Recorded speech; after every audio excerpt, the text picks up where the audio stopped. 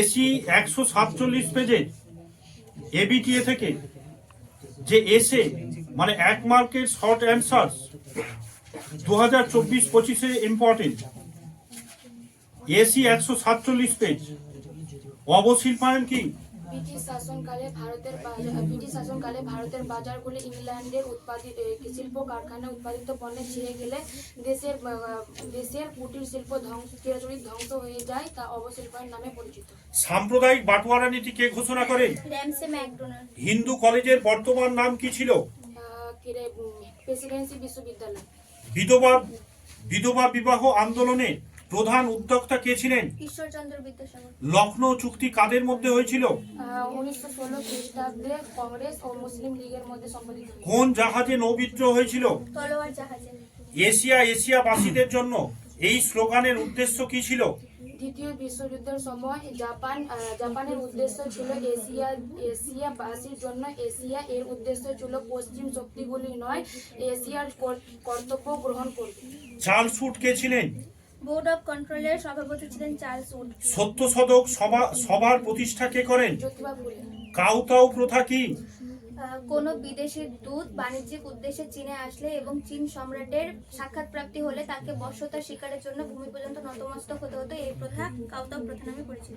চীনে মুক্তদার নীতি কে প্রবর্তন করেন? সপ্তবিলোপ নীতি কে প্রবর্তন করেন? লর্ড ডালহৌসি। কোন মার্কিন সেনাপতি সর্বপ্রথম জাপানে পদার্পণ করেন? Commodore peri. দস্তক কি? 1717 খ্রিস্টাব্দে ফারুকশিয়ারের ফরমান অনুযায়ী ব্রিটিশরা কোন রকম অনুদান ছাড়াই বার্ষিক 3000 টাকার বিনিময়ে যে ব্যবসার অধিকার লাভ করে তা দস্তক নামে পরিচিত।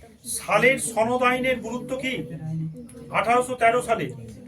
তারপর এই সনদের গুরুত্ব ছিল যে ব্রিটিশদের একচেটিয়া বাণিজ্যকে বন্ধ করা। এরপরেও ব্রিটিশরা কফি এবং চা ব্যবসা ভারতের সাথে বাণিজ্যিক সম্পর্ক রেখেছিল এবং ব্রিটিশদের 20 বছর বাড়ানো হয়েছিল ব্যবসার সময়কাল। সাউকার কাদের বলে? দক্ষিণাত্যের বোম্বাই প্রেসিডেন্সিতে সুদখোর মহাজন সাউকার নামে পরিচিত। 100 দিনের সংস্কার বলতে কি বোঝো?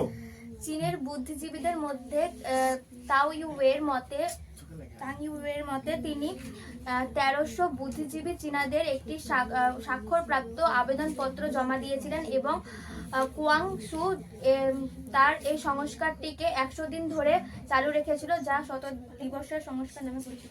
ভারতের সুপ্রিম কোর্টের প্রথম বিচারপতি কে ছিলেন? বুলগানিন কে? বুলগারিন ছিলেন সোভিয়েত রাশিয়ার একজন রাজনীতিবিদ। তিনি 1953 খ্রিস্টাব্দের মার্চ মাস থেকে 1955 খ্রিস্টাব্দের মার্চ মাস পর্যন্ত সোভিয়েত রাশিয়ার প্রতিরক্ষা মন্ত্রী হিসাবে রাষ্ট্র পরিচালনা করেছিলেন। ইয়াসের আরাফাত কে ছিলেন? প্যালেস্টাইন যুগের মুক্তিসংঘের নেতা।